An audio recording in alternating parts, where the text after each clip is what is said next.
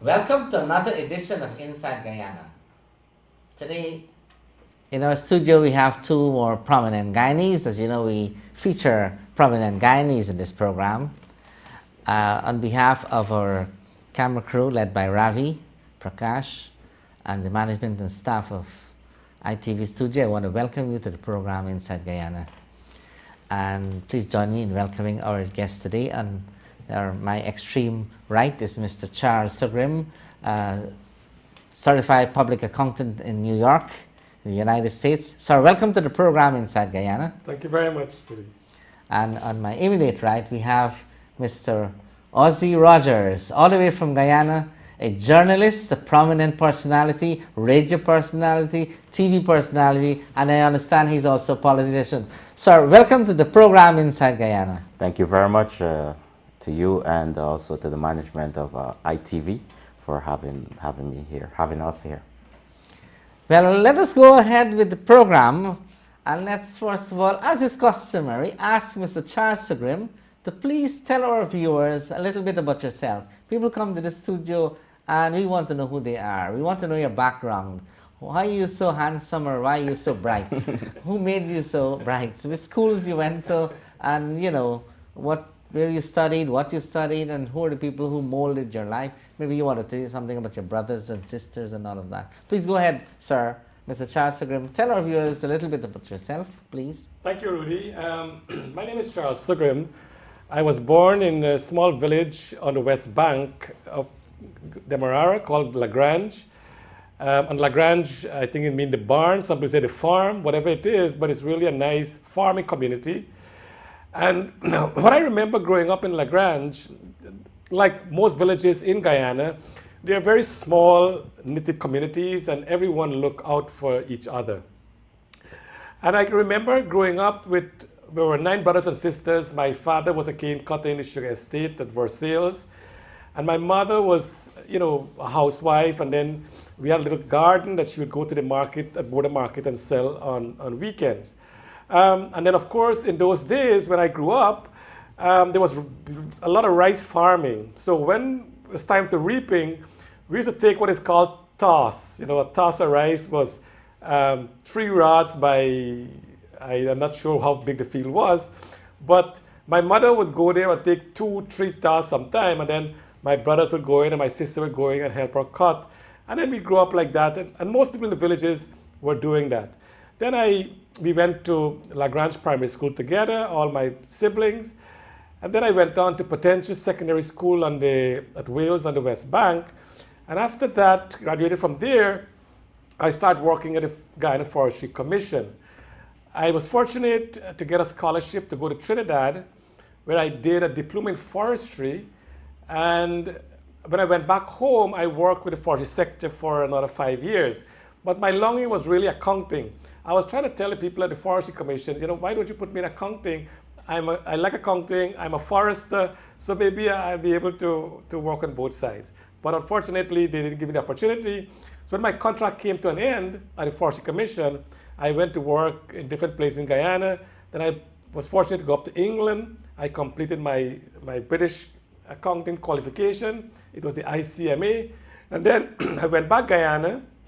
I worked with different companies, then came here to the United States. When I came here, I did the CPA, which is a Certified Public Accountant, and I'm now working in my own private practice. We have an accounting firm, Boomdat Sugrim & Associate, and we are trying to help those in our community. So in a nutshell, I came from a very humble beginning.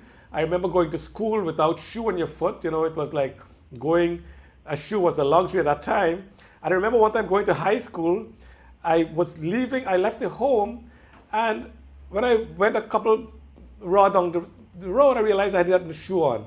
I had to go back home, get my boots on, and then went back to school. So it was really a nice, humble beginning, and I'm glad that we're here today to talk about Guyana. Mr. Ozzy Rogers, let's hear a little bit about your background. You went barefoot to school as well? Well, no, sir. Oh, you're more fortunate, right? I would say that I did not have the luxury Which part of Guyana you're from? But I was. But before I go into that, Dr. Jadoopat, I want to say congratulations to you and all the other persons that was awarded, that was honored by the mayor of New York at the ceremony. And I would like to also encourage you, sir, to continue the good work and continue to put Guyana on the map. I was born in Linden. I went to Mackenzie Primary School, Mackenzie High School, and then I went to Georgetown, where I attended Allen High School. And my favorite teacher at Allen High School is now Guyana's second lady, Mrs. Nagamutu, as my favorite teacher, and I think that I can say that I was her favorite student also. Yeah. So that is basically where I started, my background and stuff like that. Once I completed high school, I worked for a little bit at the Guyana Oil Company, and then I think I went on to Antigua, and in Antigua I got my first break in radio. I started working with ZDK Radio, producing a Caribbean program, half-hour Caribbean program on ZDK Radio. I stayed there for a little bit. I migrated, went to Canada, and then I went back to Guyana. All this time, though, I have, during my early years, I've taken out membership within the Progressive Youth Organization. All this time, staying connected with with my organization, of course, and being inside and outside of Guyana, doing work with the Progressive Youth Organization, going on to do work with the People's Progressive Party, and continue to be actively involved in the current affairs and of my country. In 2000 and I think it was 2003, I went back to Guyana, got involved again in the political arena, and that's where I think that everything really started. I must mention also that I did I worked for a short time with WAC radio station in Trinidad and Tobago. So I have a well-grounded background in radio broadcasting and journalism. I've worked with the Guyana Chronicle newspaper, and I've done a few television shows in Guyana, and I'm sure people who will be watching this program will remember those television programs because they were very interesting, to say the least. Oh, wow. So you're a colleague of ours here in the studio. Yes. You got to say you're a media guy. You went to television, radio, and you chronicle newspaper and all of that stuff, right? Yes. Wonderful. Glad to know that. So you're going to come up with some questions. And you have a very interesting biography. You said you were in the PVP, PYO, you're active there and so on. So let us go back to Mr. Charles Sugrim, sir. Which organization were you in? Coincidentally, In Guyana. when I was in England finishing my accounting degree, I actually was involved with a group there that supported Leslie Ramsamy from the was the Republican Party, I think it was. URP, yeah, United Republican Party. So the guys there was kind of, when I told them I was going back to Guyana. As former minister Leslie Ramsay. Yeah. So I went there and we had some interaction with them, and I did support the party campaign. But after President Hoyt. What year was that? That was in 1990. 1990, wow. Yeah. So after President Hoyt announces that it will be fair and fair election, I still campaigned for URP with Dr. Ramsamy. But then when I realized that I think Dr. Jagan needed opportunity to be back in the government seat, I actually voted for PEP in 1992. Voted, but you weren't a member. I wasn't a member, but I did vote for them, and I did do some work for them in terms of getting registration in my village. I went house to house. I really was more involved to get the people to go out to vote. But my disappointment came when Dr. Jagan appointed his cabinet. We were so elated when he won the election, and I said, you know what, I think Guyana will now turn a new page. But when Dr. Jagan appointed his cabinet, and I recognized that what he did there was appointing party loyalists, knowing that Guyana desperately needed professionals to take us out of this cauldron we are in, he appointed people in the government to be ministers who did not even go to secondary school. For example? Well, you had Hari Prasad Nakta. He was a teacher. How he didn't go to secondary school? You had Rupi Daman Prasad.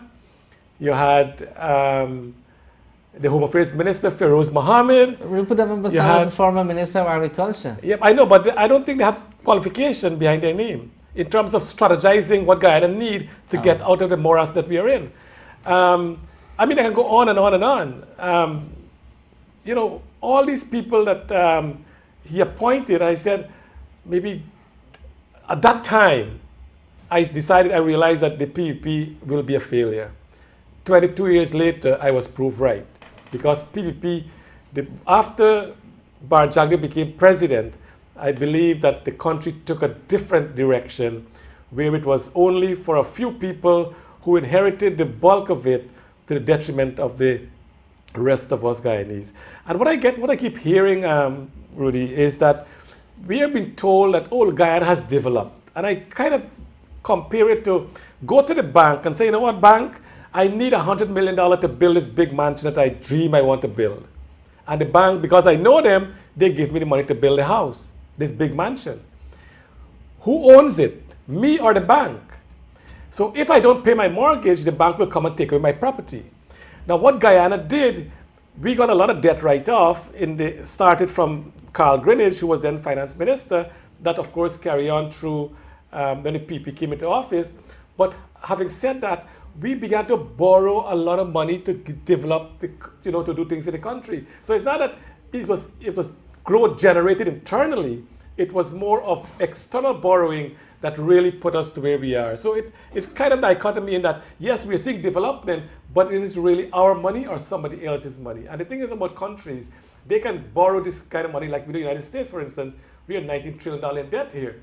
But of course, the GDP of the US is $30 trillion. So we're kind of okay, not best. Some economists are saying that maybe 3 years your GDP, your foreign debt can be that much. That's debatable, but I think Guyana being such a nation with all the resources, when Dr. Jagan appointed his cabinet, I realized that we are in for a rough ride. And You think we're going to be doomed? Yeah, because I see he put people in place who cannot strategize to ensure that I think what the PPP was afraid of is to put people who are too bright around them, because they believe if you're too bright or you know your stuff, you will be a threat to others around. And I find that small-minded. So why didn't you tell him at that time? Why did you tell him? Why are you saying this now? Why didn't you say this when they were in power? Well, I didn't have access to the guys in the power. I mean, I've been telling my friends, we're discussing it, but not to the guys in power. Yes, you're right. You've lost an opportunity there, I guess. I agree with that. Let us go to Mr. Ozzy Rogers. Well, he probably would disagree with you because he was a member of the PPP. He was PYO, he campaigned for them, and he loves his teacher, who is now the second lady, the wife of the current Prime Minister, and so on. So, what do you have to? How would you respond to Mr. Charles? Well, I would do you like want to to ask him any question, Ozzy? No, but I would like to respectfully disagree with Mr. Sugrim with one aspect of his response, where he said that Dr. Jagan, when the PPP came into power in 1992, I was a little boy at the time, but he said that Dr. Jagan lost an opportunity. I think it was an opportunity for, at that time, we have never seen the reliance and the resurgence of hope like we did in 1992 when the PPP came into power. A lot of people across the political spectrum saw this a new birth of hope and expected a lot from the government. Now, I would always say that Dr. Jagan was an honorable man who had the country's interests at heart and who set out to set the country on the right footing. However, some of the people within his cabinet, like Mr. Granger right now, honorable man also, right? Yes, of course. I have great respect for Mr. Granger. I did not support Mr. Granger prior to me departing the PPP on policies, because I've supported the policies of my party back then. However, once Mr. Granger and Mr. Nagamutu and the entire team came together and they brought this new a fresh opportunity for unity. Once that fresh opportunity for unity came, I jumped on the bandwagon, because that is something I always wanted to see in my country, a fresh breed of a new beginning, an opportunity for us again to work together, to love each other, and coincide peacefully with each other. Yeah, but there is a conflict here. You were PPP up to 2015, January. Yes, sir. And then suddenly you saw that they were going to lose, and then you jump and start supporting the opposition, which is now the current government, the APNU plus AFC. Like I said before. Are you an opportunist? No, but like I said before, it cannot be deemed as an opportunist move, because the PPP, the PNC, or the partnership at that time, and you had the AFC, which was completely separated. Once the two grouping, or the entire opposition came together, it was a new political dynamic.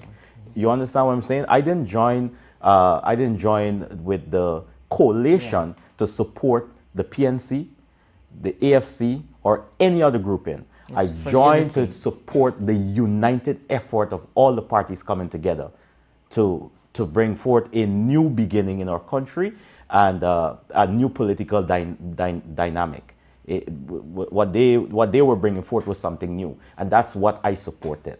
Okay, and what are you supporting now? Well, I still continue to support the coalition, because I still believe that it's still fresh days, still young days, and I still believe that Mr. Nagamutu is an honorable man.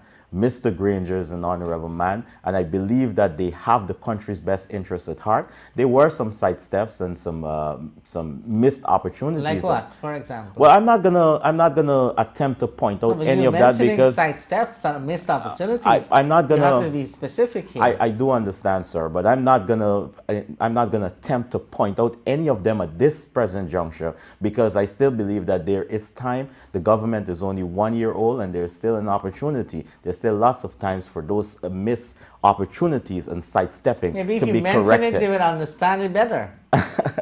And they'll be able to correct it. Doctor, with all due respect, I think you're trying to set me up here. But no.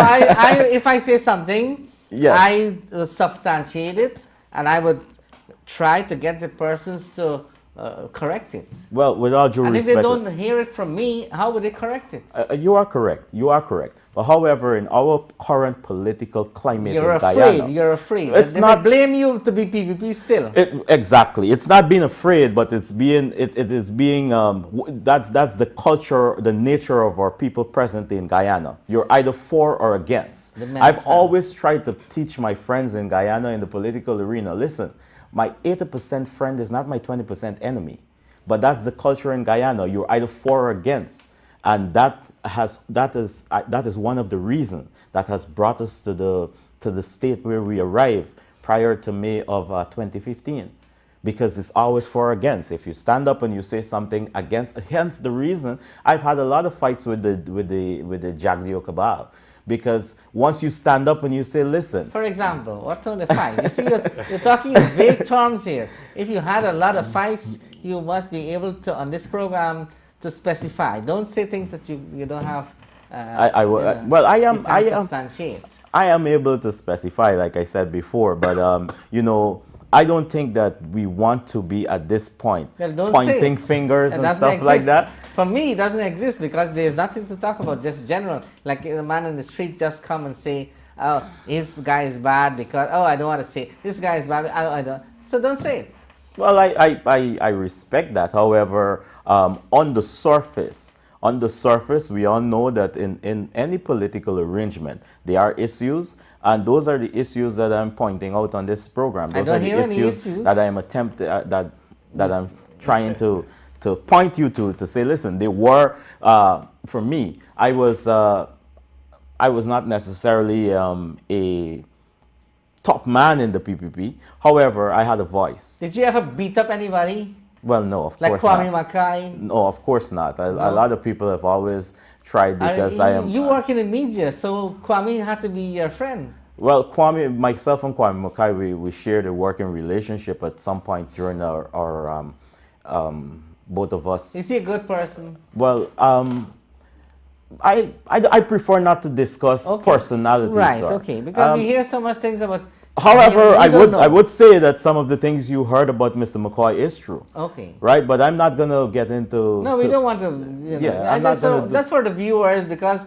we here in the diaspora, we hear a lot of things about Guyana. We are happy to have a person like you on our program Yes. who would be able to give us first-hand information as to what transpired there. From what we read in the media is one thing, but when we hear from someone who actually was hugging up Kwame McCoy or shaking his hand, or seeing him very often. You have to be in careful the when you job. say hugging up Kwame McCoy. Well, I mean, him being your boss or something like that, because you were in the media, right? Yes. So you had interaction with him, Yes. and he's a different kind of person, right? Yes, of course. Like I said before, all of the allegations made against Mr. McCoy, some of them are true allegations that were made against him. Like what? And he has now has to answer to those questions. He's facing the music, so to speak. Face the music. Okay. You Let know. us go now to Mr. Charles Sugrim. Charles, you heard what Ozzy Roger just said here, right?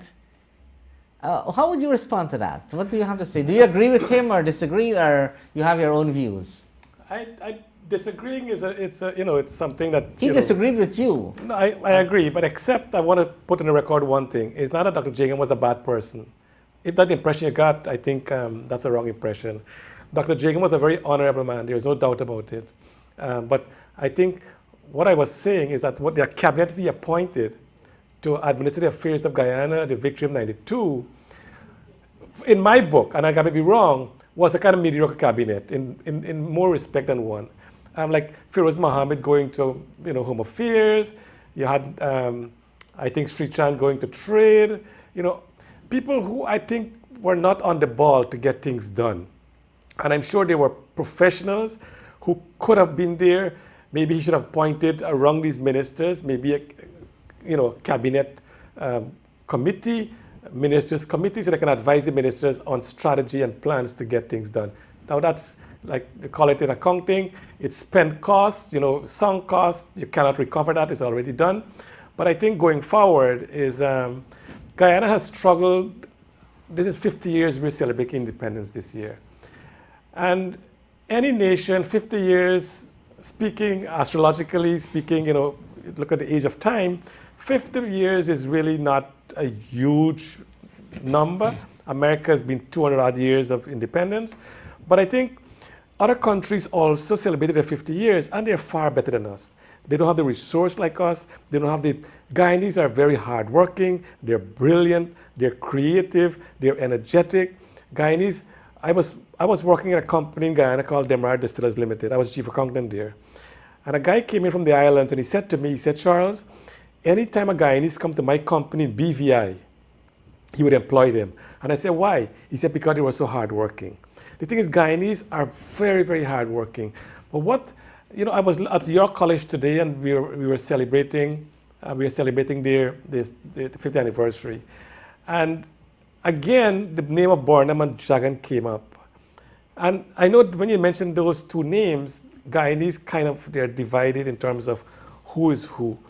But in the history of our 50 years, these two guys, no matter how good they were, these two guys were also the biggest hurdle in Guyana, the biggest problem, because they have actually allowed us along this racial path for over 50 years, and we don't seem to get over it. I say that because we have supported this coalition government.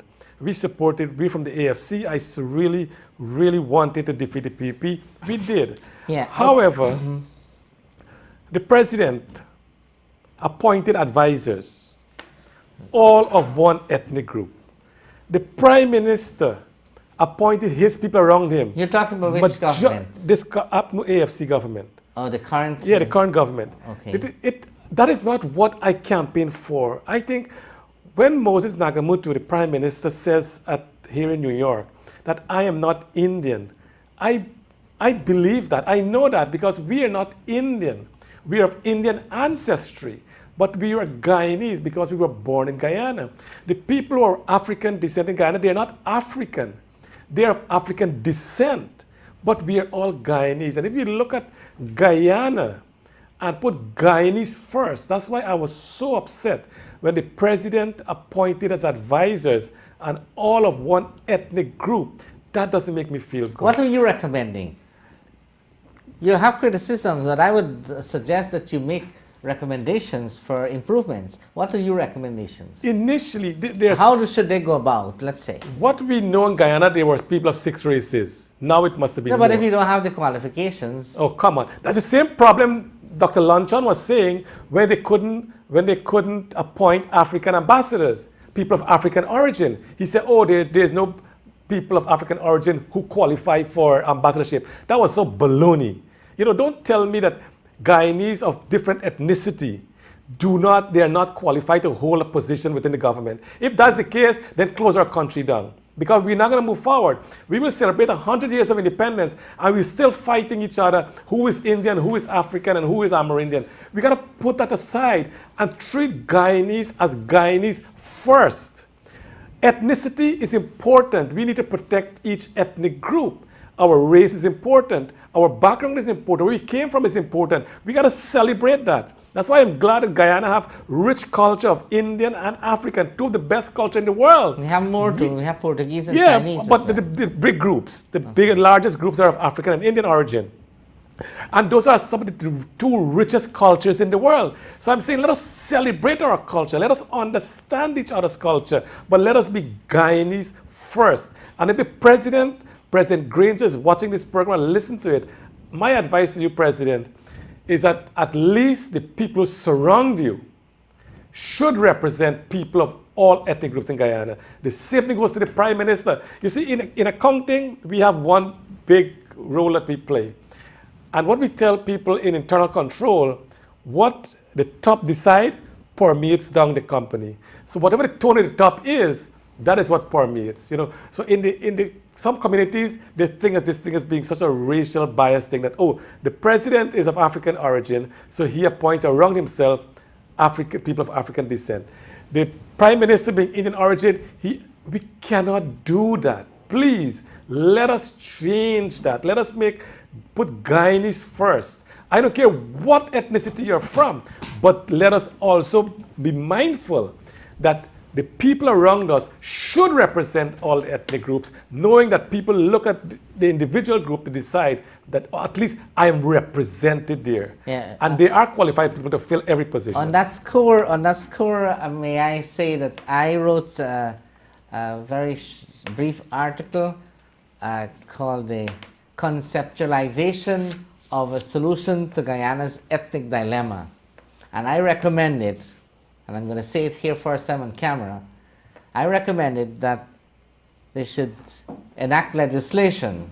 If they're serious about this national unity ethnic balance, they must enact legislations to ensure that no government agency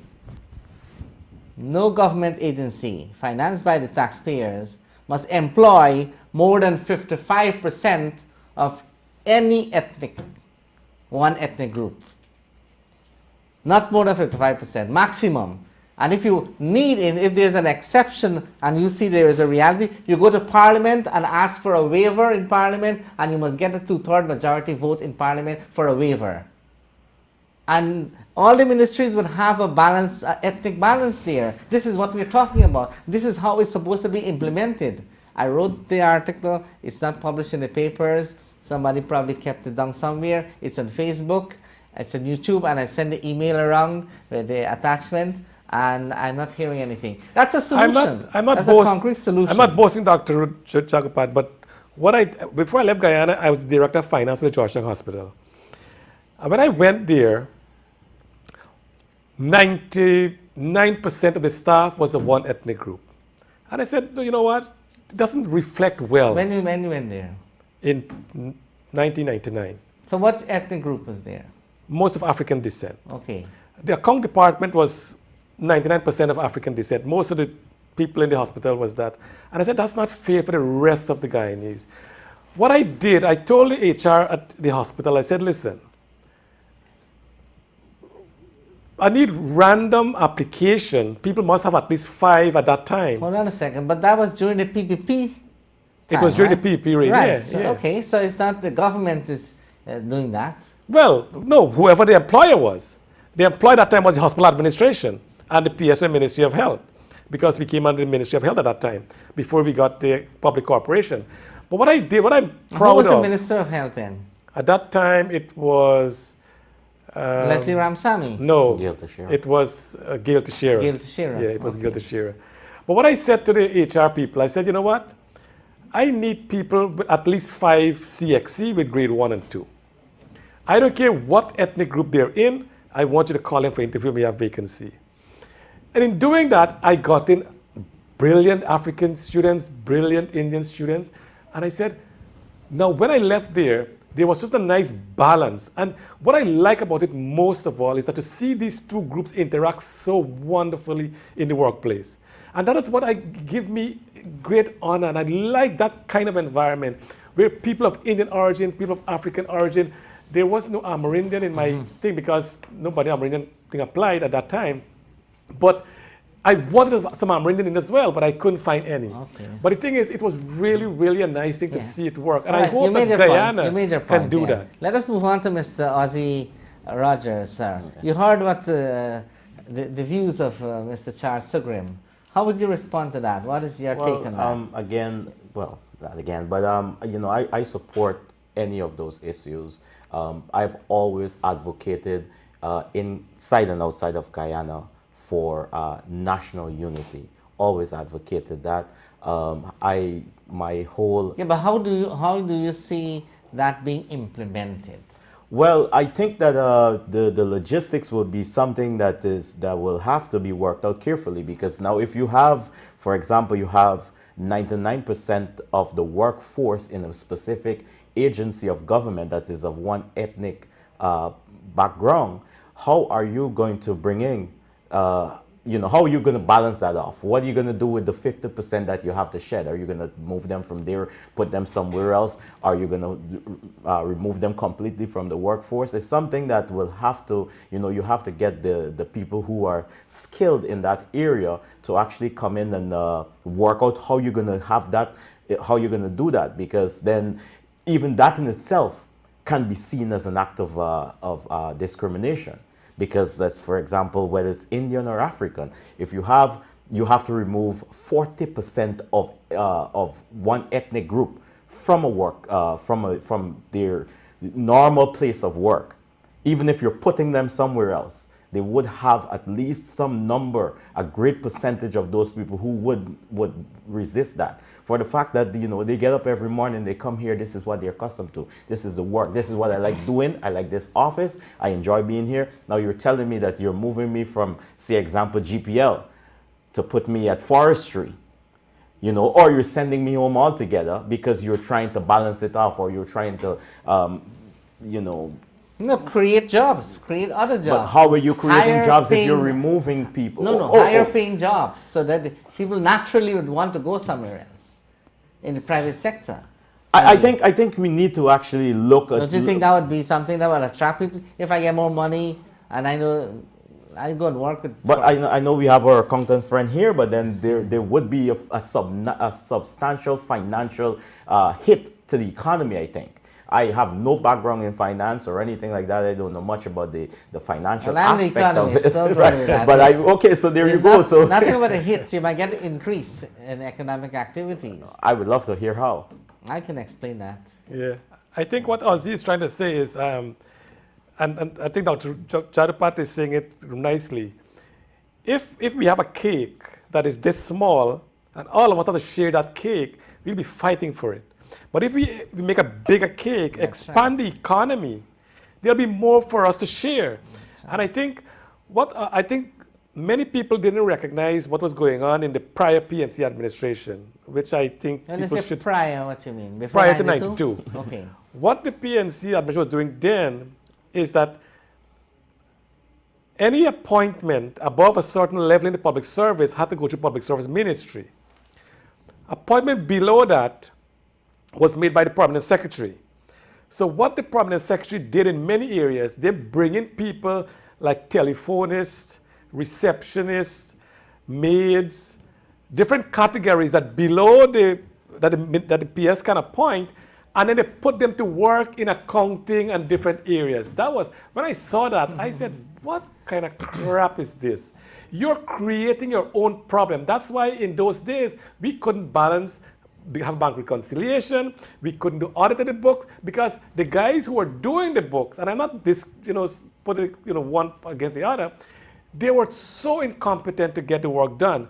But it's not that you're throwing them off, it's that retraining was necessary, put them in a department that is less stressful, because there's so many things wrong in Guyana. Now, has it been corrected? I don't know.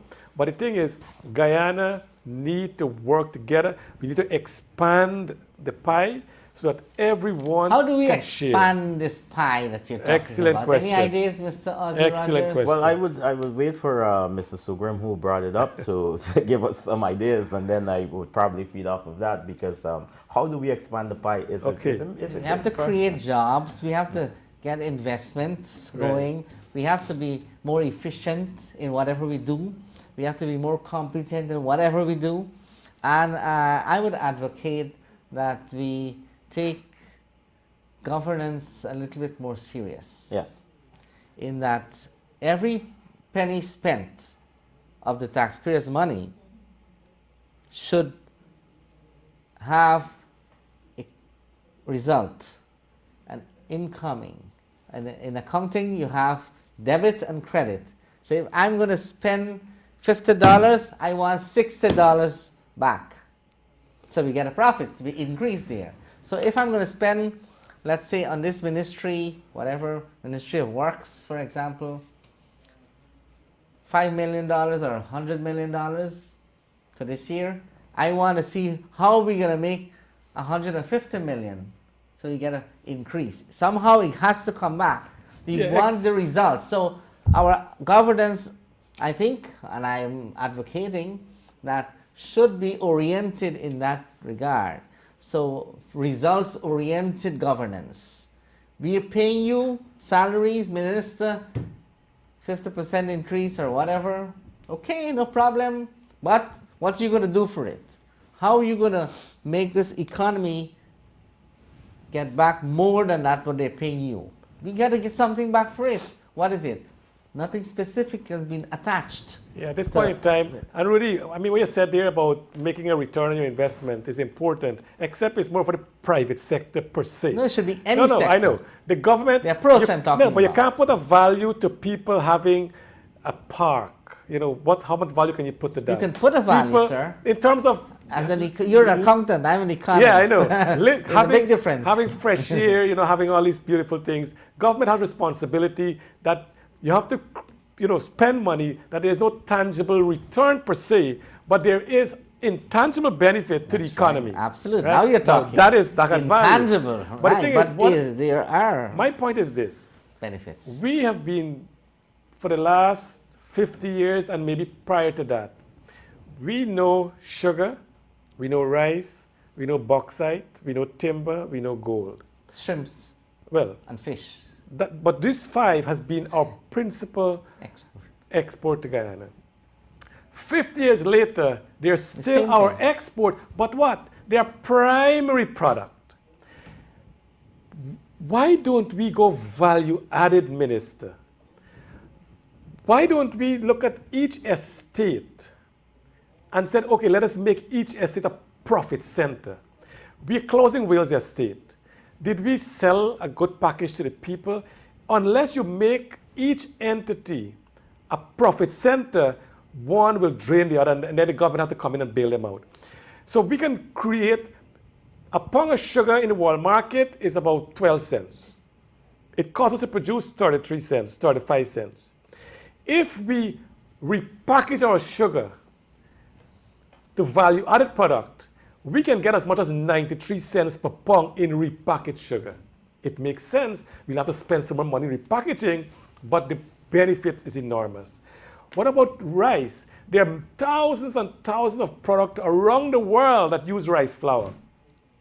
Why don't we get into open up plants in Guyana, make those products in our rice industry, the farmers will get a better benefit, and export these things.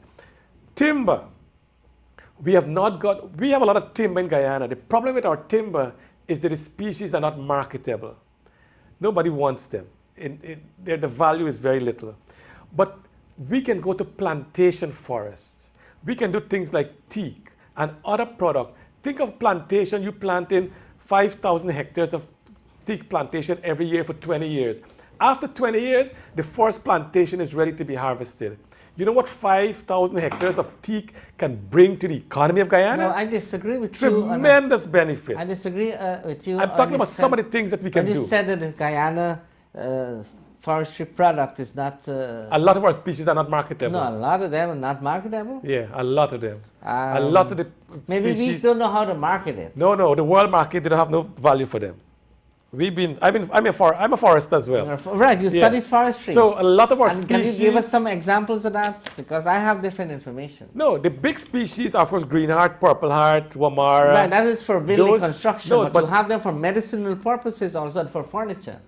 Right, but the furniture is also a small amount of species. Not everything else we can make furniture with. So how many species of would we have in Guyana? Oh, we have thousands of species. Right, 1,000. So how many? But a lot of them are not marketable species. Well, the smaller ones, of course, not. I mean, they're the lungs of the earth. They protect the earth for watershed management, wildlife management. They're important. But in terms of for productive use, they're not. In terms of bringing wealth to the nation. So we're saying medicinal purposes. Well, medicine. Some of them. Most of the medicinal plants is the Guyana Shield, which is Guyana, Suriname, right. Cayenne. That shield there's a lot of medicinal plants, which is outside of Guyana, well, part of Guyana, part of the other country as well. Yeah. But I'm talking about the big forests we talk about, right? That only certain species are marketable, others are not. And I'm saying is that for those areas where the soil type and the topography and whatever it is required, that to have this plantation forest, that is one route we can go. And if we go that route, we in 20 years, we're going to be top of the world. Gold, the president just made Bartica a tongue, which is really great. Why don't we get our goldsmiths together? GTI, train them into real gold industry. Set up plants there to make gold, all these different products of gold, and export them around the world. There are thousands of products we can do. Bauxite, we can do the same thing. At least the primary product we have, if we start a process of value added for those products, not only are we creating more wealth for our country, but we are creating jobs for thousands and thousands of people more in the country. Okay, Charles, let us give Ozzy now a chance to talk. Now you said Ozzy, go right ahead. I was trying to cut him off there to give you a chance. I am taking this. You want to fight with the PPP, I understand right now. You resigned from them? Yes, I did resign from the PPP. So what is the fight you have? You and Jagdev had some problem? No, I don't have a fight with the PPP. So However, why I disagree with the PPP in terms of direction and in terms of the were you quality. Corrupt? Were you part of the corruption mechanism? I was there. The PPP was being accused of being corrupt and they did a lot of immoral things. They're not illegal probably, but something that they should not have done, a lot of stuff. Did you take any money from the treasury and put it in your pocket? No, I never had the treasury at my disposal. I never had anything at my disposal. You didn't get bribes from nobody? No, sir. And within the PPP, I've always strived, outside of the PPP, I've always strived to conduct myself as an honorable person. Okay. Hence the reasons that I would, have issues, because I was not the kind of person that you can call in the PPP and say, go do that. Oh, you had to point out to me the benefits of doing that, the morals of doing it, and all those things. Right, you're a serious guy, man. If I realized that it was something that was going to bring my character into disrepute, it was not going to be done by me. Okay. And I need to mention. Hence the reason that I was always most of the times I was sidelined by the PPP because you're straightforward. I strive to be straightforward. I'm not perfect. You're honest. I've always strived to be straightforward and honest. Sometimes doing right, you take a hit. That's it. You must always strive to do right, but sometimes doing right, you take a hit. And I've taken a lot of hits for doing what's right and standing up for what's right. Yeah. But however, I don't go doing what is popular, because doing what is popular might not necessarily be what is right and moral. Mm-hmm.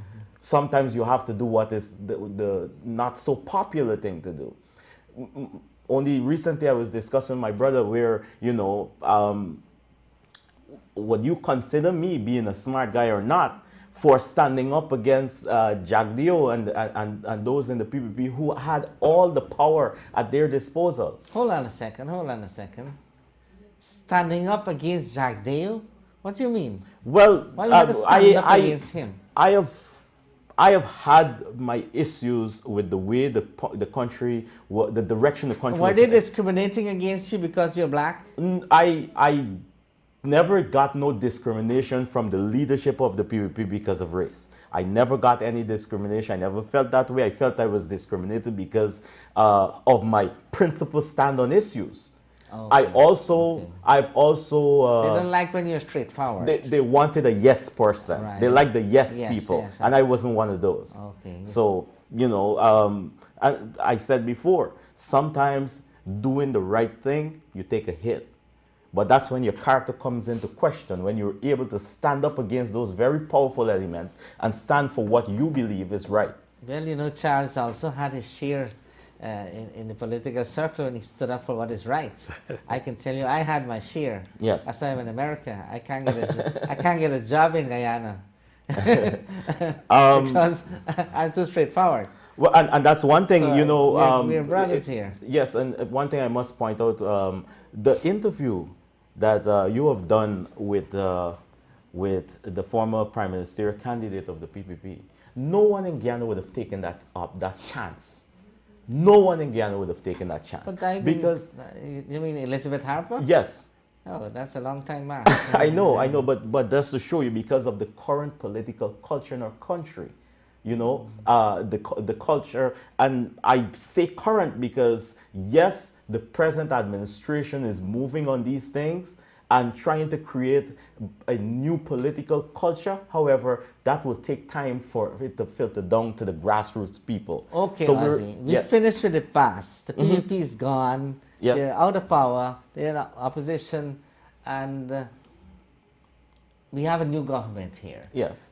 Charles just mentioned, you know, some things about the new government. Let us hear your views. What do you think about the coalition government? How can we move Guyana forward together as one people, one nation, one destiny? We are 50 years, celebrating 50 years of independence. Today, there was an interfaith ceremony at York College, which you attended. Tell us about that interfaith ceremony that you attended today at York College here in New York City.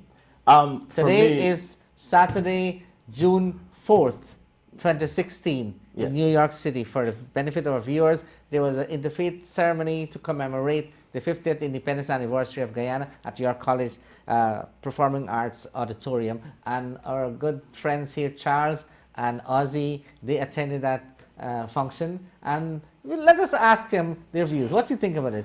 Well, basically, what went on? We weren't able to. Both Do you of have us, Indians and black? Were they fighting? No, of course not. Of course not. And you know, Well, anybody protesting with placards and all of that? No, sir. Were they respectful or what? Yes, very much. Please tell our viewers your opinion. You see what I'm going to ask Charles here if you agree with me.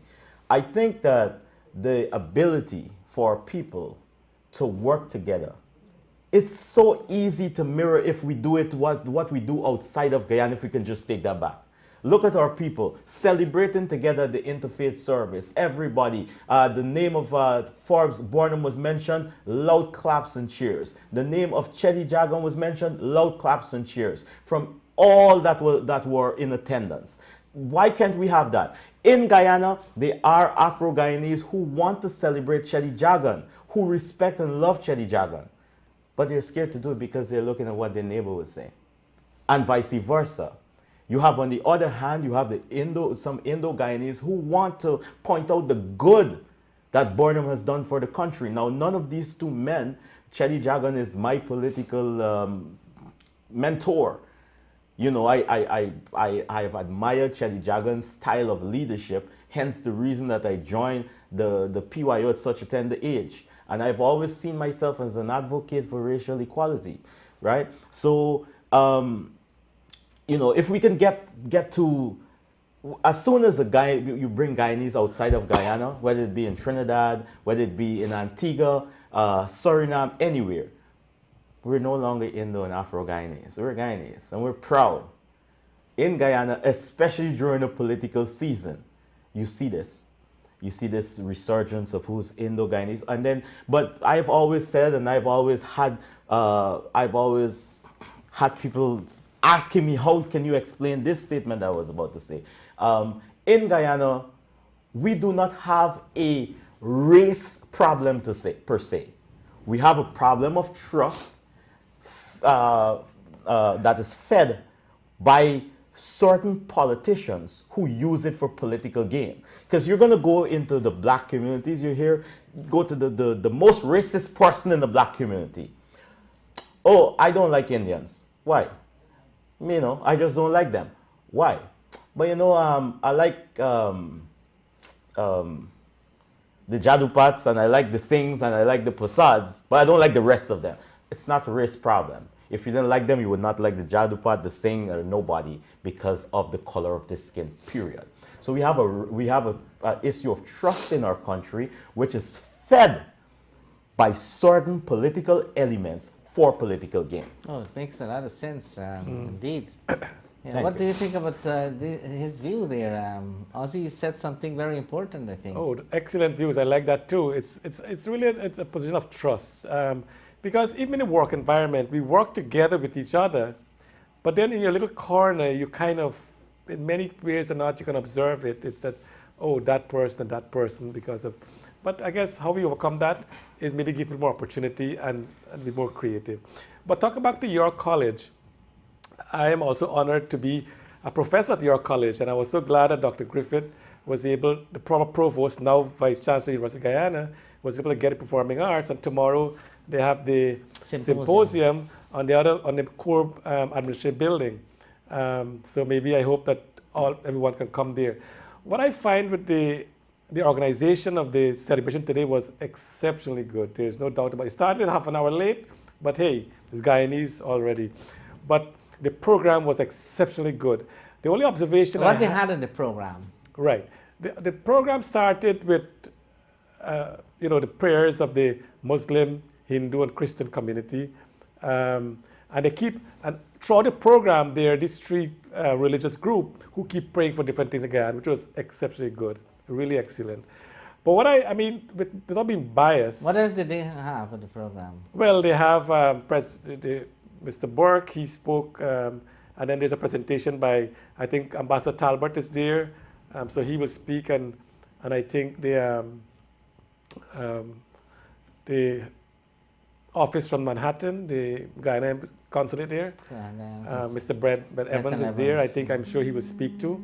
But the Prime Minister couldn't make it because they said the President had to leave Guyana.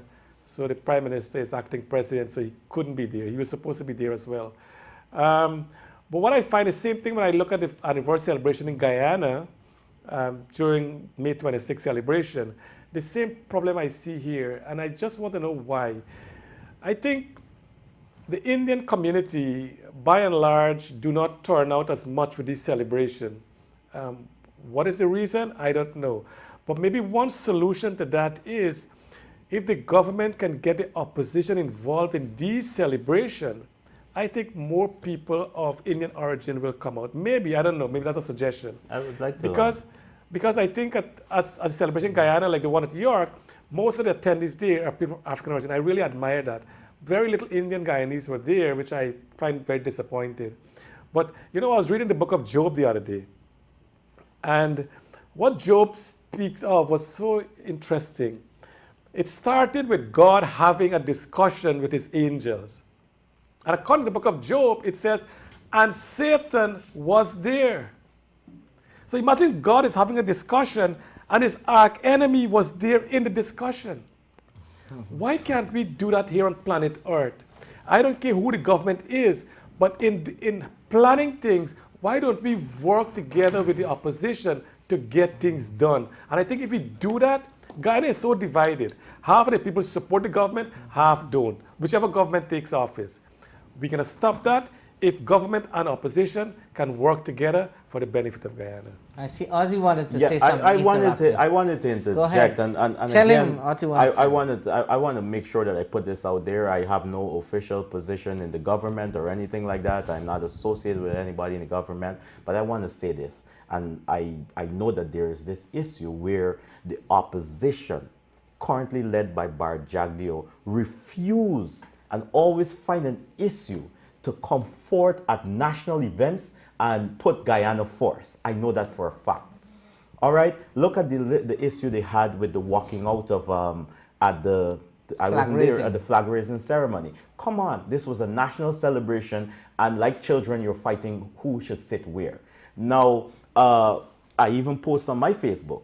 Had Chedi Jagan showed up at the national celebration to celebrate Guyana, and there was no seat for him, he would go sit with the ordinary grassroots people. He would have been trying maybe to convince the black guy that he was sitting next to, this is why you should vote for me. You know what I mean? But he would not walk out the opportunity. Exactly. You know, but that's and I know for a fact that maybe Mr. Jagdeo and Mr. Rohi see it as an opportunity to gain political points or whatever. But they have missed many opportunity to put Guyana first and to work for Guyana instead of putting everything and making everything a political fight. Well, see, I have one problem there, if you don't mind. One problem I have there is that this is a national event and protocol is important. And the government bundled the seating arrangement. These are members of parliament. They are part of the government, the structure of the executive, judiciary, and parliament. So, yes, Dr. Jagan would have gone and sit somewhere else, but protocol requires that at least these people are put in a place that is prominent for their stature in our society. If we're going to have protocol, then just forget about the entire thing. So, yes, that is so with Dr. Jagan, but protocol is important. Yeah, and I think the government blundered heavily when they did that nonsense and when there was no seat available. You should have probably discussed it after. But I think I am going from what all of the pieces that I put together from what I see in the media. There was protocol that was put in place. However, the minister said that a lot of people showed up with their entire family and stuff like that. And I don't know what transpired. No, how it should have been done. I mean, I've been in international arena for a long time, and I studied international economic relations, so I know international protocol. What Charles said is correct. What should have happened is very simple. You have so many members of parliament, you have a response. The RSVP, they said they're coming, but so many people are coming. Those seats are supposed to be cordoned off and tagged, labeled, numbers, and you give them, you're going to be seated number so and so. They know up front, so when they walk in there, they go to their seats. What is so difficult about that? You have computer, you print the sticker and you label it. I do it all the time. I made so many arrangements here for different functions, and it's as simple as that. When you go to a simple wedding, when you go, your name tag is there. You pick up your tag and you go to your seat. You sit down. Nobody can sit in my seat because it's marked reserved. And you have your usher to say, look, this seat here not for you. That's it. So anyway, let's move off of that. That's simple petty matter. Let's go on to the bigger stuff. We are coming to the end of our program here today, gentlemen. It was a pleasure talking to both of you, and I'm sure you're going to come back to our program again in the future. But let us wrap up today's program by asking you, without any question from me, I'm sure you have something you want to tell our viewers. You want to tell our Guyanese people something from your personal point of view, from your heart. And you probably also want to appeal to the government or whoever. I'm not going to ask you any question now. This is your opportunity. Please look at our viewers in the eyes and tell them. Let us start with Charles. Go ahead. Well, thank you, Dr. Jadoopat. As you said at the beginning, I also want to offer my congratulations to you for being one of the 50 honoree to Guyana Celebration of Independence, and I think you deserve it. At City Hall. At the City Hall, and congratulations. And I'm sure there's much more coming in your way. But what I want to discuss with you now is that we here in the New York area, we have formed a foundation called the Arrowhead Foundation. What we plan to do is get the diaspora and the people back home involved in every school district in Guyana, where our objective is to have each school, starting with the primary school, they have renewable energy and they have a computer lab. So the students can be computer literate, the teachers can have access to it, and the community can have access to it as well. So part of the foundation is for us to have solar energy in schools or renewable energy, whatever form it takes, and to have a computer lab in every primary school and then go on to secondary school and the other schools. So I want to reach out to all the communities here in the New York area and throughout the United States, North America, the Caribbean, wherever you are, Europe, and back home. I want you to join us in this foundation to give each school what they deserve. Renewable energy, that they don't have to worry about blackout, they have enough power to security lighting and everything else, and they have a computer lab. So I want to encourage you to join us, and I'm sure together we can make our country proud. Thank you very much. Now, Ozzy, your chance to speak to our viewers, please. Thank you again, Dr. Jadoopat. And for me, I always want to take an opportunity to remind our people that we are one people. And let us reflect on that for a while and think we are one people. I remember who said this first, the person I heard this from first. He said that we are different threads, different color of threads. And when you wove it together, you get this beautiful multicolored thing that you call Guyana. And let us remember that, all right? We might be a different colored thread, but let us come together. Let us blend and be woven together to make this beautiful fabric we call Guyana. Guyana is a beautiful country. We have lots of people down there that have the right intentions and want to do things to make the country better, but it requires all hands on deck. It requires each of us looking out for each other and doing what's right. Crime. We have a serious issue with crime in our country, and it can only be solved if we all, again, put hands on deck. If we all come together. Listen, we need to at least bring crime down in our country. It's one of the things that that I've been reading all the time. You go and you check out the different mediums in Guyana, and crime is a major thing. So I want our people, listen, it doesn't matter. Some people are trying to politicize crime. It doesn't matter. Crime affects all of us, and you guys all of us need to come together, put all our hands on deck to fight the crime situation in Guyana. Once again, friends, remember we're one people, one nation, one destiny. And at this 50th anniversary of our independence, if we can all rededicate ourselves to doing something to make Guyana better. And I must also point out that I know that we have a lot of international viewers, and I can tell you, I've traveled around Guyana.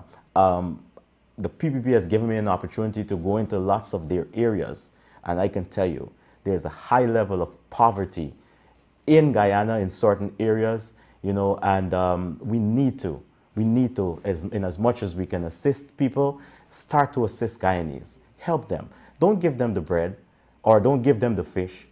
Teach them how to fish, or teach them how to make the bread. Thank you. Thank you very much, Ozzy. Viewers, I must respond to the two gentlemen who referred to my receiving an award, or two awards, one from the New York City Mayor, Bill de Blasio, honoring me for being an outstanding person and all of that, and one from the New York State Senator Roxanne Passad, a Guyanese by birth. And I want to thank them, first of all, for the awards. And I want to let you know, viewers, that these awards are not mine, although they were given to me. I was a recipient. I just want you to know all the awards. I have 40-something awards, and all my awards belong to the people.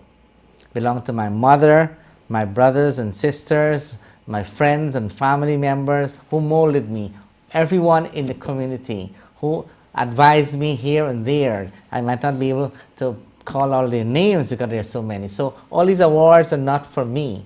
I'm just the recipient on their behalf. So all of you, the viewers here, and all my friends here, the awards actually belong to you. So I'm congratulating all of you on the receiving or the issuing of these awards to our community, to our people, on this occasion of Guyana's 50th independence anniversary. So I want to make that very clear. In my mind, I do not deserve the award because it belongs to everyone. We all deserve it.